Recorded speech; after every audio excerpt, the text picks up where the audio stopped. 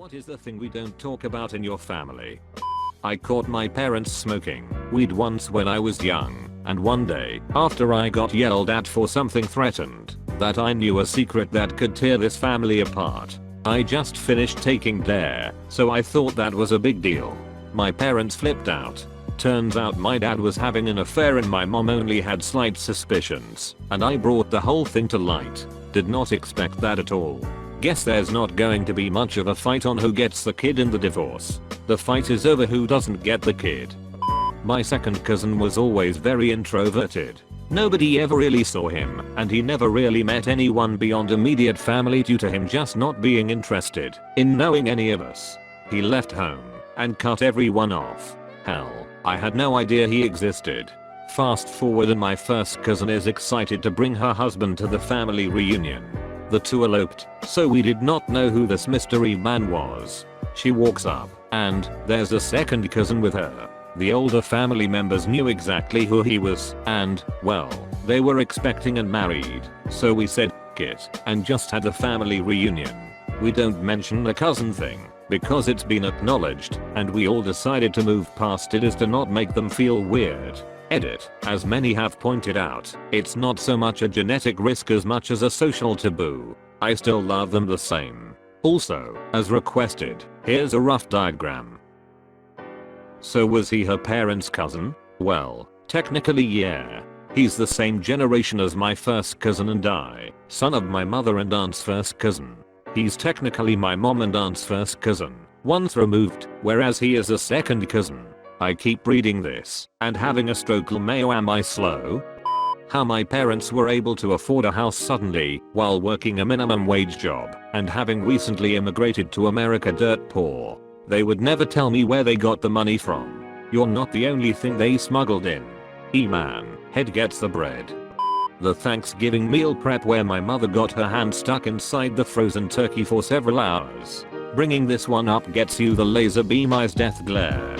Thank you for this wholesome comment in an otherwise fairly sad thread, though I have to ask, did she just have to wait for it to thaw? She ended up with her hand in the turkey in the sink with warm water running over it for a really long time, until it thawed enough to get her hand out. Was she refusing to unclench her fist from the giblets? I dunno. My theory is that when she tried to pull her hand out with the bag it made her hand/fist bigger and she got it wet and then couldn't let go or something. She wouldn't talk about it, so it is all just a guess, but that seems like the most likely scenario.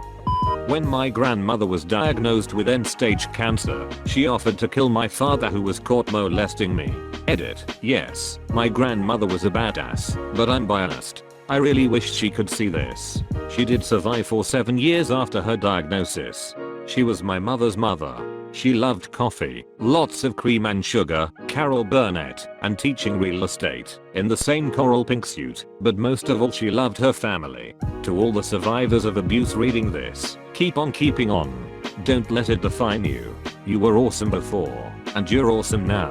Edit 2. Thanks for sending the silver and platinum love to my grandma.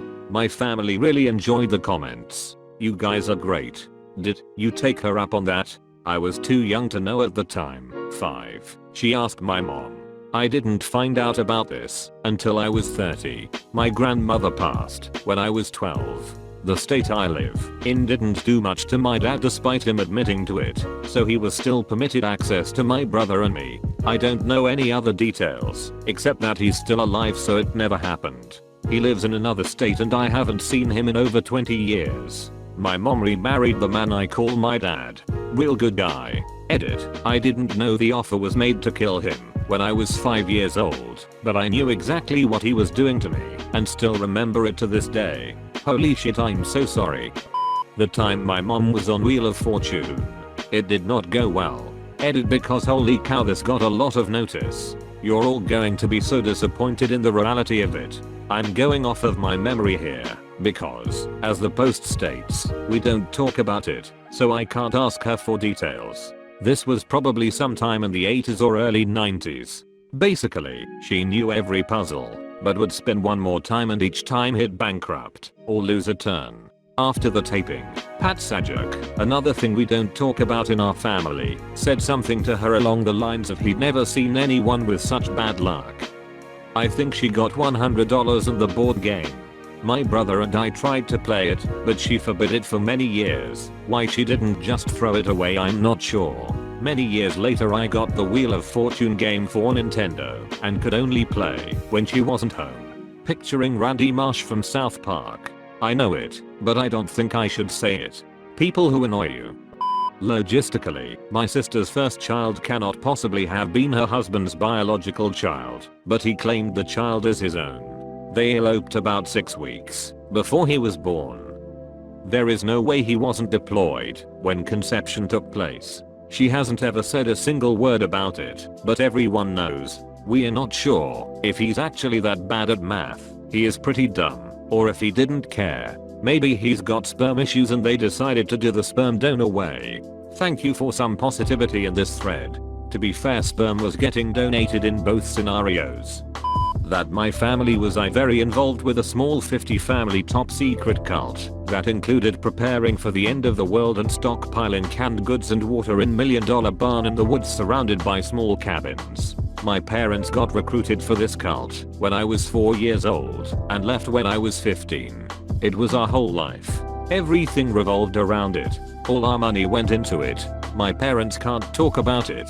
My mother flies into an insane rage. I've never told anyone the whole story start to finish. I doubt I ever will. I could write a book about the bizarre childhood I had. You need to do an AMA. The rampant alcoholism. I'll drink to that. Me too, sadly. Me 3. Me 4, loco. My grandfather had a lover 4 years before him, and my grandmother divorced. He started seeing her a few years before I was born.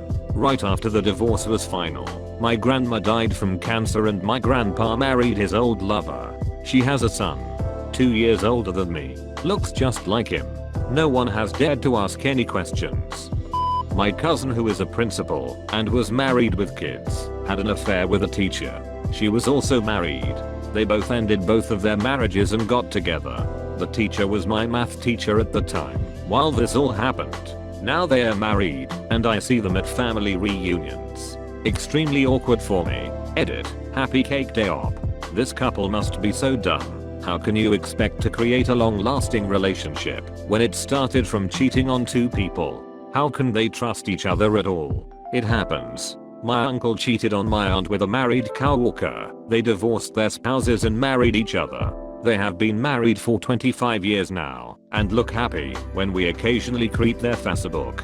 It really ducked 50% of their children up, though. My dad cheated on my mum after 21 years of marriage with a family friend who left her husband of IDK how many years, and they are still together and engaged. They don't look happy because they are forcing their relationship to be the right fit after both sides of their families wrote them off. Oh yeah, and it ducked me up large as his daughter. I had 2 uncles. My uncle accidentally ran over his brother when they were in their 20s and drunk one night. The brother died a few days later. That's not talked about. Only found out from my aunt when she was under anesthesia and blurting out all kinds of shit. Holy shit. I gotta start hanging out with elderly relatives going under anesthesia. Every other member of the family worried, while op smiling ear to ear wanting to hear them secrets. We don't talk about the authentic shrunken heads my grandfather collected. They were buried with him. Probably for the best. Those things are almost never not cursed. Yeah, and they won't grow if you don't plant them with a fresh corpse. The physical abuse we suffered as kids. Parents have no idea what we are talking about when we bring it up. Same for me, but it's emotional abuse. Not intentional, and my parents will never understand. Crying myself to sleep because my parents would tell me all of these things that were wrong with me. They are never going to see that it's projection or wrong to scream constantly at small children and attribute adult failings to them. My dad tonight, yeah, we always treated you like adults. But that has pros too. You become independent, yeah, but we also become suicidal, depressed, anxious, and severely stunted in most aspects of our lives. But at least in my case they genuinely are doing the best they can. There's some quote I can't be bothered to dig up that goes along the lines of, "It made you strong. I was a kid. I didn't need to be strong. I needed to be safe."